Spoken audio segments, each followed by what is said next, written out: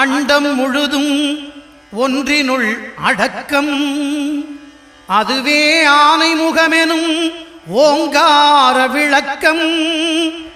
சுழலும் கோள்கள் அவன் சொல் கேட்கும். அவனை தொழுதால் போதும் நல்லதே நடக்கும். ஆனை முகனை தொழுதால் நவக்கிரகங்களும் மகிழும்.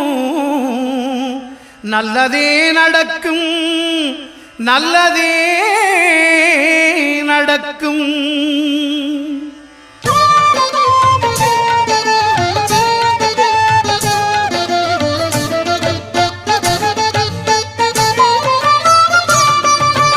ஒன்பது கோளும் ஒன்றாய் காண